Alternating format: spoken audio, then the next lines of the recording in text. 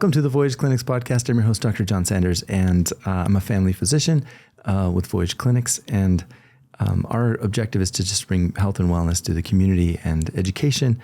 And today, Amy Walker is joining me. She's super cool, and I'm excited to have her on with me. We're going to discuss a pretty unique topic to health and wellness, but I do think it's applicable.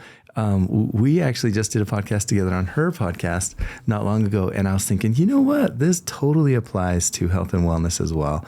Amy is a coach and a business consultant. She's a founder of Exit School. It's a certified exit planning advisor for small businesses and investors. She's passionate about buying and selling businesses and about helping others do the same. She's an international speaker and business growth strategist. And there's just so much more about you, Amy. I want you to just give a little bit more background on you and your bio. Go ahead. Yeah, that's always one of those things when people ask you about and you're like, what should I actually say? So I am a mom to 5 boys, ranging between age 14 and 22. My husband and I have run multiple businesses together. I currently own 6 companies, and I love books. I'm on my own wellness journey right now, and I have found that growth and progress to me is a lot more holistic than I think we want it to be. I think it's really hard to focus on your health when your emotional health isn't good. It's hard to focus on your health when your financial health isn't good.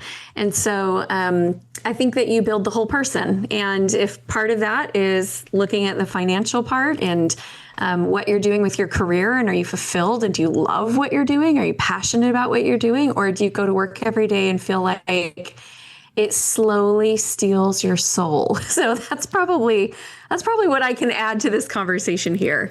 Yeah. But I am no one's health guru. We'll just say that real clear right up front. Where do you currently reside?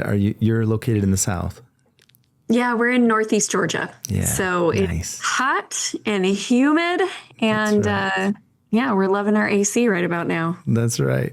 Tell me about your journey toward business, and what was it that made you just so passionate about business and entrepreneurialism and kind of that journey for you? So I think that I was always really driven, always had lots of goals, loved achieving things, and was always very self-motivated. Never really loved working for other people, though. And I remember even like early on as a teenager, I was game to work hard, and I enjoyed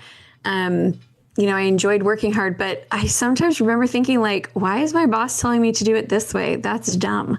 And, I'm like 16 and I'm looking at the business owner thinking there's a better way to do that. So I think I was wired to kind of be an entrepreneur and work for myself. And so I started my first business when I was 22. I was married, graduated from college, just had my first baby. We got a fast start in life, and I was wanting something that was just mine. I loved being a mom. I loved being a wife, but I also missed that part of me that had goals and accomplishments and achievements. And so I jumped into entrepreneurship, and I started several different businesses over the years, and had different iterations. I mean, all my businesses made money, but a lot of them were kind of side hustle money. And then I had finally gotten into a place where I had real money. It was, supporting our family. I had bought a house for us. And I really thought like, oh, we've arrived. We had really good work-life balance and things were going great. And then 2018 hit, and I got a call from Adult Protective Services, which I didn't even know was a thing, and from the state of California. And the conversation went, your grandmother is no longer safe to be living on her own. It's time for the family to get involved, do something. And I was like, okay, I didn't know this was a problem. So I went to, my aunt, my uncle, my mom, and for whatever reason, that entire generation was not able to step in and help. And so my sister and I became caregivers to our grandmother. And in that moment, I knew I needed to take a step back. We also had some things going on with our kids, and it was just very strong, like super strong impression. It's time to take a step back from business. It's time to focus on family. And I, being a woman of faith, was like, cool, God's got it. If that's what I'm supposed to do, that's what I'm going to do. And I did. And what I found was over the next year, my business fell apart. Like it was just like I was watching a sinking ship. And what I realized in that moment was that I had built a job that I was really good at doing. But that job could not run without me. It was completely Amy dependent. I mean, even the name of the company was Amy Walker Consulting. And so, of course, who do people want to consult with? With Amy Walker. And I realized that year that I was going to have to do something differently. And I did focus on my family. And I don't regret it. Like my memories with my grandma, her last couple of years of life are amazing. And it was a gift. And all the things that needed to happen happened. But when I came back, it was 2022. And I was like, I'm ready to turn things back on while the world was kind of shutting down. It was interesting. But I came back differently, and I kept thinking about legacy, and I kept thinking about how could this run without me? How could this work beyond me? And just looking for, and I even remember having this really strong spiritual impression where I got this, impression, intuition, download, whatever you want to call it. That was, you need to be ready to walk away from it all in like 5 years. What would that look like if you walked away from it all?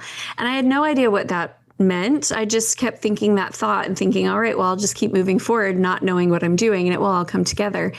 And then in a couple of years later, one of my really good longtime friends, who's now my business partner, reached out, and we had a new conversation. He said, I'm getting ready to sell out of my company.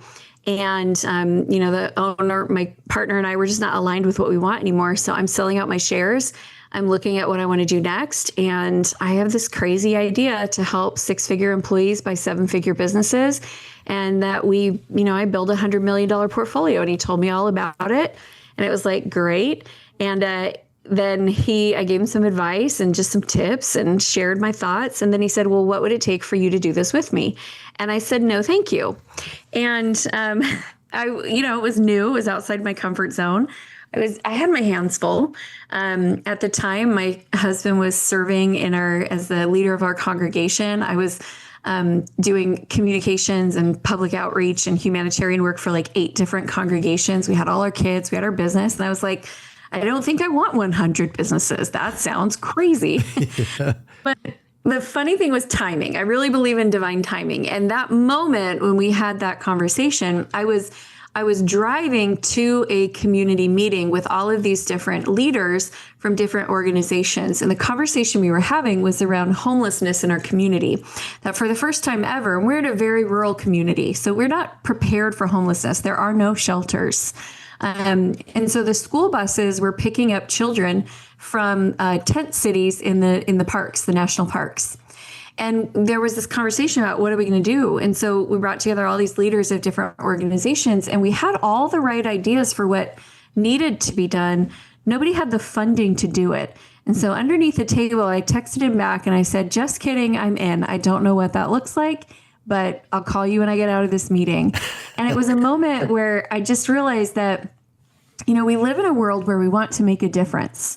And quite often the thing that makes a difference when you're looking at large scale change is financial resources. Now, I definitely believe on a small scale, you could change someone's life today without a lot of financial resources. But when you're trying to solve a community-wide problem, you do need resources. And here I was saying, no, thank you. When in reality, I was being given all the opportunities. And so I texted him back. The first thing that I did was I said, why don't you buy my business as, the first thing, and the first thing that we buy. So I sold him part of my business. He bought in, and then we started doing acquisitions. We started helping other people do acquisitions, and just really are helping people find that right business that can really change the course of their family's future. So that's my long story for how I got where I am today. Wow. What an adventure. What an adventure. So it sounds like you were on a journey for just supporting your family, solopreneur, and then now kind of evolved into an exit-ish strategy from that into more of an evolution into a larger scale operation. Yeah. That is super cool. When in our discussion, we talked about like how entrepreneurialism sculpts and shapes us as individuals.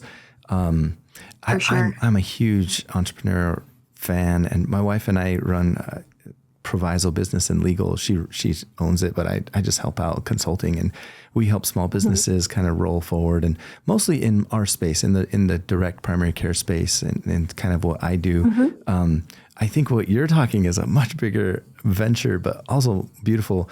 But I could tell you, like, on my journey of entrepreneurialism, like, I'm a better physician, I'm a better husband, I'm a better father, I'm a better businessman. Yeah. Like, they all kind of marry well together and communicate together. Can you speak to that? Like, what is it about entrepreneurialism that sculpts and shapes us? Like, there's some stewardship magic. I don't know what it is. What do you think? There is stewardship magic. That's a great way to say it. You know, for me, it's really hard to separate out the faith and spiritual side from the financial and business side. They're so one and the same. And so for me, I call it alignment. It's alignment. In order to be successful, I have to be in alignment. And so that looks like being really dedicated to my time that I spend every day in meditation or journaling. When I don't do that, I end up really stressed out, and I'm no fun for anyone. It forces me to prioritize. And so I was having this funny conversation with my 18-year-old recently because he had some things going on. I was like, hey, will you send me calendar invites? He's like, nobody does that, Mom. I said, literally every professional everywhere does that. He's like, not doing that. And I said, okay, fine. Plan B, why don't I have my assistant, I'm going to have my assistant email you and she's going to get all the dates from you. And he's like, I'm not doing business with you. And, and it was just this funny conversation where it was like, but this is what I said to him. I said, I have made everything that is important to you important to me, and I will always continue to do so. I do need a little help with scheduling because there's a lot of you, and keeping track of everybody's stuff is not easy. But it's the priorities that you learn to let go of everything that is not in alignment with where you're wanting to go. And you embrace and you dedicate your time to the things that really matter most. And so I do think that you're constantly having to learn and constantly having to grow and become this better version of yourself. You go through so many iterations of yourself that that bleeds into all of the areas. That is so true. Including your health, I think. Totally. I love what you said about you're constantly forcing us to, like, be a better iteration. You have to show up a certain way. It's you. Everything's on your shoulders. The incentives are aligned perfectly with you and with your clients. I think it's the beauty of direct primary care, like Voyage clinics. Like I don't work for anybody but my clients and myself and my family. And so, and I love what you said about being spiritually aligned as well. I agree. I think, boy, starting your own company or doing these things that are hard for you outside of your comfort zone, I think it stretches us. It stretches us emotionally, intellectually, spiritually, and it forces us. I call this the leadership gap, because you are never the leader today that you need to be for where you're going. You've never been there yet. And a lot of people, what they do is I think that they live their lives in their capacity zone. So like, this is what I'm capable of doing. And I order my life in a way that I'm capable of living it. And entrepreneurship forces you into that leadership gap where you're constantly living in a space where you're doing things that you don't actually know how to do. You're not actually capable of it. You haven't mastered it yet. And so I think it forces you to stay curious and also really humble and teachable. So then when, your kids or your spouse come to you and they give you feedback that they're looking for improvement, it's not this big, stab in the heart type thing. It's like, well, yeah, I'm constantly working on improving in lots of areas, so I can add that onto my radar.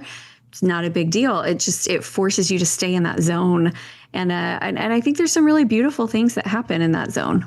It is the zone of neuroplasticity where you're able to change and evolve and become something different. And it's so true. And it's so, I just love it. I think this is one of the reasons why I'm a fan of entrepreneurialism in our communities, because I think the small business owners, even if they're just solopreneurs, like, they're growing and changing and evolving. And it's wonderful. That process is just so healthy for us, for our families, for our communities. The service and the value that you can bring to a community in whatever capacity you're choosing to do that is just magic. It's super cool. Super cool. Yeah. What's one of your favorite companies with their impact on the communities, and can you speak to that space a little bit? Oh, this is not one anybody will have heard of whatsoever, but it is beautiful. I love it. I support it. And I wish every community had one of these. So in my community, we have this organization called the Wimberley Center. And what they've done is they've taken an old school that was no longer being used. They got a grant, they renovated the grant, and now all of the nonprofits in the area all have locations inside of there. So if anybody is in need, they can come to the doors of the Wimberley Center and they can be like, I'm struggling. Okay, well, what are you struggling with? Do you need English classes? Do you need to get your GED? Do you need somebody to coach you on job interviews? Do you need clothes for your job interviews? Do you need childcare? Do you, is there domestic violence going on? Are you having mental or emotional problems? Do you need to apply for housing? And it's just created this wonderful sense of a one-stop shop for everyone in the community to be able to be really, truly cared for, and has created a lot of collaboration. So when you say who's doing good in the community, like that's who comes up to mind first. That is first magic. And foremost. No, it sounds like every community could benefit from. I mean, even just the VA advisor to Medicare advisor to all of these. Yeah, that's amazing. A whole bunch of nonprofits all under one roof. I've considered doing something like that for healthcare. Family doc, and physical therapy, and a whole bunch of different kind of. Yeah, that's really cool. It's the whole idea of collaboration that I think so many times we're trying to solve all the problems of the world while being in a silo. Like I have to do all of the things instead of just looking around and being like, who else is doing this that we could do it together and it would be easier. So yeah, I definitely love collaborative models and I'm a fan of small business, and I think their stories don't get told enough to really know like who's doing amazing things in the community, because their impact, they're not going to be able to say, we're running this campaign where we're giving millions and millions of dollars. But I just love small businesses. I think that they do a ton of good in their communities. They just do them on a small scale and in a small region. So yeah, that's what comes to mind. It's so true. I'm a small company, and we're just a mom and pop shop trying to take care of families in our community. And it is hard to have a larger marketing or larger social impact. But man, we take good care of the people we take care of. A couple years ago, we had a young kid. He sadly got diagnosed with a really tough, aggressive form of cancer, and it had already spread to different parts of his body. He was a young kid, 17 years old. And it was catastrophic. It was super sad. And I was with them and went to the specialist visits with them and stuff. And they were, deductibles and copays and all the things were just really, really high. And so I'm a big fan of pickleball. And so I was like, well, we could have a pickleball benefit tournament for you guys. So I got permission. And so we did. We hosted a really cool pickleball tournament and lots of donations. And we were able to raise quite a bit of money to help them pay for all the medicines and the hospitalizations and all the things. And it's just so satisfying to be able to help people in such a beautiful way. And yeah, I don't have the big billboards and the big hospital stuff, but I think we probably do as much as any of the nonprofits around. I mean, we do a lot of free care and a lot of help and things like that. And it's really fulfilling. I heard once somebody said her pastor had told her, you're a mile wide and an inch deep. I want you to be an inch wide and a mile deep. And I think that's the impact that you're talking about, is that completely changed a family's life. You know what I mean? Like because think about it, you're in your absolute worst case scenario, most horrible situation you never want to be in. But now also it's going to put your family into financial ruin. And if you can make part of that problem go away, it just makes it, so it's such a blessing. And so I love the impact that we get to make with our people that we serve. Because that's, at the end of the day, that's what small business is you're serving very clear and specific people, and you know them and they know you. Yeah. It's a relationship. You've got a love group. Yeah, for sure. Yeah. So let's start with the journey, and I just love to hear your perspective on this. Like if you're, let's say I'm a person and I've had an innovative idea and I'm thinking about starting a business. What's your advice to me in getting started? let's start there because I got the next follow-up 5 questions as well. Okay, so my first advice for getting started is the very first thing you should do is you should look at, do you actually need to do a startup? Or has somebody else already built a business that has a cash flowing foundation that you could add your innovative idea to? And you would start out with cash flow and you would start out with a salary instead of starting out in that risky phase. And I've done a lot of startups over the years. And I'm kind of at this point where I'll never say never, because I feel like every time I say I'll never do that, then I always end up doing it.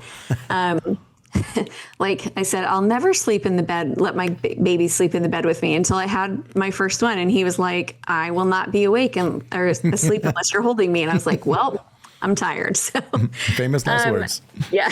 So I never say never, but I don't have any intention of doing startups from here on out. It is a lot of work. It's a very heavy lift.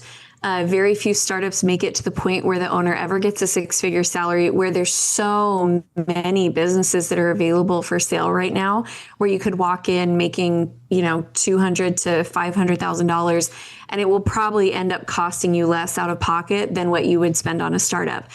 So that's the very first thing I would do, is I would look at, do I actually need to do a startup, or is there another business that if I took my innovative idea and sold it to their customers, I could get to the end destination a lot faster.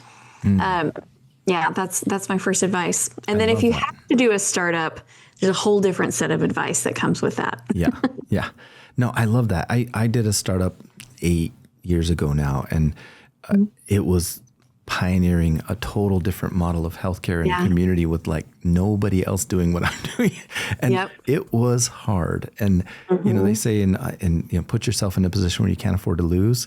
And I was in that position. I have a wife in law school. I have 4 kids, and I got a mortgage. And I just jumped off of this gig. I was working for another health organization, and I'm like, no, I believe American families deserve better care than this. So I just jumped, and it was very difficult, from all the things to the website, to the graphic design, to the systems, the biz orgs, getting everything dialed in took a lot of work. I love what you said. We're just tying into somewhere that already has that cash flow that you can dovetail into and just rock and roll from there. That makes sense. I'm not saying it's easy. Like, that's the other thing that I think if we're stepping into business ownership, we just have to embrace that it will be a challenge. It will be a climb, but you know what? I love a good climb. So I was looking at, for example, today, a clinic that it's a family physician, primary care doctor. It's already making $600,000 a year. So just think about that. Like, what you did, what if you had $600,000 a year? Sorry, I think I said $600,000 a year in order to make that change. Plus you have all the patients that now you can be like, hey, guess what? We have a plan to save you money and to serve you better. They're not going to be like, no, thank you. I want to keep paying more for less. Right. So you can make those transitions, and you have the cash flow to do it. And it doesn't mean that it's not hard, because you would still probably lose some clients who'd be like, nope, I only want to work with insurance. Nope, I don't want anyone to tell me about my diet. I just, like, there's people out there like that, but I don't think it's the majority of people. So I think when I was younger, I just felt like I could do everything. I felt a little unstoppable, like, oh, I could do that. And now I look at things, I'm like, but do I need to? Do I want to? Is there an easier path? Is there a faster, smoother path? If there is, I will take it. And if there's not, and I feel inspired to do that, I would still do a startup. Working smarter, not harder, it sounds like. Good job. Seasoned veteran right there. What about, so buying a business or buying into a business, that is a sticky wicket for a lot of people. They don't know what that process looks like or should look like. If even, there's whole books on this, right? Like valuing a business. And can you give us just a few pearls in that space? Yeah, absolutely. So the first thing is, there's a lot of, you need to break your assumptions. There's a lot of assumptions around it. And the first one is that no good businesses are for sale. The only ones that are for sale are like they're in trouble or they're having problems. Absolutely not true. There's a ton of good businesses for sale. People are retiring. Somebody died. I've got an offer in on a business right now where the wife had a stroke So there's a lot of reasons why good businesses go up for sale every day. The second misconception is that you have to have real deep pockets in order to do a transaction. So far, I have not used any personal funds in the 5 transactions that I've done. So I own 6 companies, 5 of them were purchased. I did not use personal funds. Now, it doesn't mean that they got bought without funds. We utilized SBA loans. We utilized investors. Like, we really worked to put the deal together. And then the third thing is, people are like, well, I don't even know where I would find businesses for sale. Literally everywhere. So you're not going to approve of this, John, but I'm going to tell you anyway, because I have to be honest. I own 5% of 4 crumble cookies, and I do these for one of my businesses. We go to business shows that are for construction workers, and we always give crumble cookies away. So I have like 30,000 crumble rewards points at all point in time. And so like the week after, the week after next, I'm just going to go and pick up a bunch of free crumble cookies. I'm just going to go take them around to businesses and meet the business owners and see if there's anybody that's getting close to thinking about retirement. So there's literally businesses everywhere for sale. And I think we make it harder in our mind than it needs to be. So I don't believe that anything that has to do with business ownership is easy, but it's not complicated. It's not undoable. It just takes work. It takes effort. It takes consistency. I love that. I love it. And don't judge me for spreading crumble cookies everywhere. Sugar all around. The diabetes. There's so much sugar and butter in those. Like, it's not good for their health. But I'm gonna make some friends. When I trained in the South, I trained in Florida, and my clients would tell me that, Dr. Sanders, I got the sugar. And I'm like, what? He's like, the sugar diabetes. And I'm like, okay, yeah, you do. Yes, you do. That's so cute. No, yeah, that's true. And crumble cookies, yes, they definitely contributing to the... Not in anyone's best interest health-wise. Yeah, they're like 10,000 calories in like one. It's like incredible. It's incredible. It's incredible, but delicious. Is. But delicious. It's the problem. Yeah. So then what's the next step? Like, I get a company. I'm working hard. I'm focused. I'm meditating. I'm doing the entrepreneur thing, and I'm grinding, and it's feeling good, and it's going well. Talk to me about this. I mean, this is your forte, right? With this exit strategy thing. And how do we even, one thing that I noticed in my evolution is that like my brain cells are changing all the time, and I'm having to conquer paradigms all the time. I have to like, nope, shift that. That's not true. That you just told yourself that's true, but that is not true. And so I'm having to like overcome these big tectonic plate shifting things in my brain. And that's neat. But like, I think going from the solopreneur to the entrepreneur to the multipreneur, I just made that up, but and then how do you look at that whole exit strategy piece? Like, maybe you can help me with that next step. Yeah. So it's really interesting because exit planning is not retirement planning. It's growing the enterprise value of your company and making sure that you have a company that is secure and stable beyond you. That's what exit planning is. And so I'll hear people all the time. They're like, oh, I don't ever want to retire. I'm going to work until I die. Really? Are you really? Like, what if you have dementia? What if you, are physically unable? Do you really want to be 95 and running your business, or do you want to be with your grandkids? And so I think that the first thing is to embrace the idea that we do want to be able to have a business that holds value and is transferable. Maybe that looks like you transfer it to a kid in your, one of your children. Maybe it looks like you transfer it to an employee. Maybe it looks like you sell it to somebody else. But you do want to build something that can work beyond you, because it is going to make it so you can actually go on vacation or sabbatical. It's going to make it so that you have a retirement plan that is, worth millions of dollars. But it's also going to make your business, while you're running it, more profitable and more easy to run. And that's the thing is, I have this conversation with people all the time. They're like, I want to know about exit planning. So we start talking about, they're like, okay, cool. It's too early though. Like, I'm not ready for like 3 more years. I'm like, okay, we're not having the same conversation. I'm not saying let's sell your business today. I'm saying the decisions you make today are going to be worth millions of dollars in 3 years in the plus or the negative. I have a good friend right now who is wanting to sell his business, and had we had this conversation 2 years ago, I'm not even joking, it would have made a $3 million difference in what his business is actually worth, because he was just making wrong choices that were right for him in the moment, but wrong for the enterprise value of the company. And so when you know that you understand what your company is worth, you understand how it's valued, and you understand what it's going to take to make it so that it can run beyond you and independent of you, and that you can grow that value, there's just no downside to it. There's absolutely no downside to it. And it keeps you having a lot of options open. Even if your goal really is to die in the middle of like taking someone's blood pressure, like when that moment happens, guess what? Your family still has to figure out what to do with it, right? Yeah, totally. And so it still needs a transition plan. Like no matter what, you should have a transferable asset. Totally. Begin with the end in mind. Like you gotta have that. In my business of direct primary care nationally, these docs, sometimes they don't, and sometimes they name it after themselves, like you did, with yours, and they become the technician and wear all the hats and do all the. Yeah. It's the E-Myth. That book E-Myth is really great about breaking such this. A good book. It's so good. It breaks down this whole process and the evolution of infancy to adolescence to maturity as a business owner. Mm-hmm.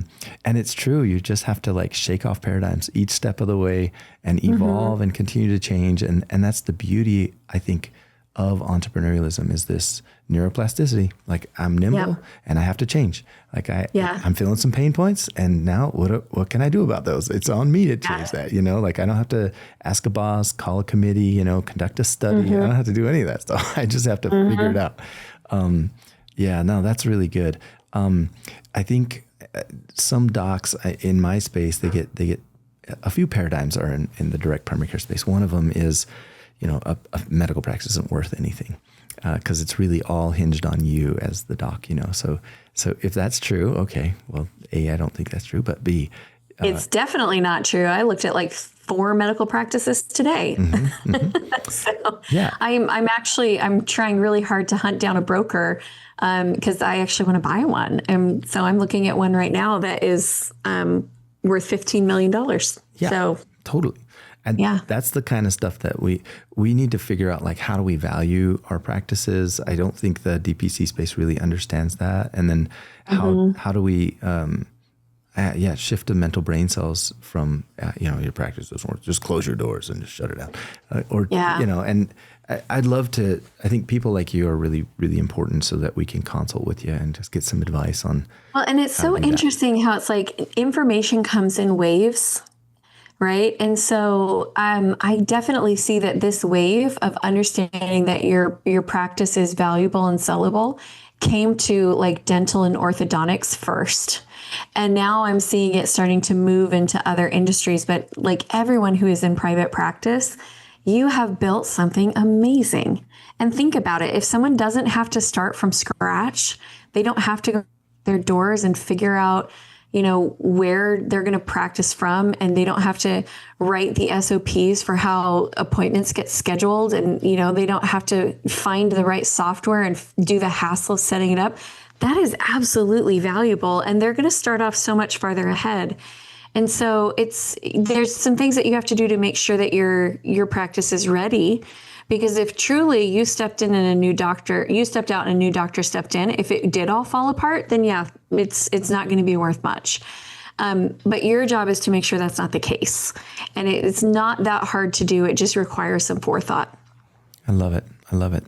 The tips and tricks that you're giving us today are just gold. I appreciate that. And I'm trying to tie it back into health and wellness, and it's just so applicable. I see it so clearly as an entrepreneur, but any tips or tricks or any little tidbits that you can pull out like that on the wellness journey, I think are really, really valuable too. Even emotional wellness, there's something magical about being aligned with your client and the community and working hard for that. Like it's just good for us.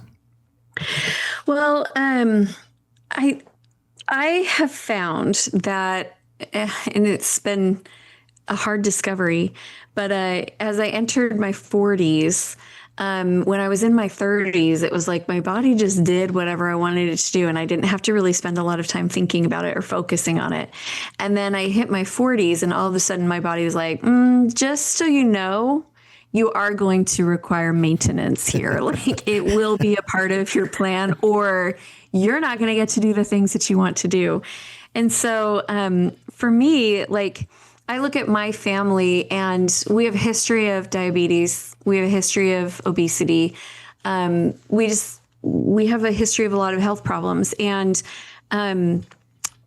I don't know if this is true, but I really feel like for me, a big part of me choosing to make healthy decisions and fight, and it does feel like a fight for me. It doesn't feel like it comes easily. Yeah. Like, I can eat cleaner than anybody else in my family and cleaner than most of my friends, and I still am a little on the fluffy side. I don't know why. I think it's just the way we're built. But it has forced me to make really good decisions, because I can't pull from an empty vessel. And I notice that things like the days when I like load up on vegetables, I have a lot more mental clarity, and I perform better. I think better. I don't get that afternoon brain fog. I don't get quite as tired. And so I feel like I'm not the best example, because by nature, I would love to just eat ice cream every day and never exercise.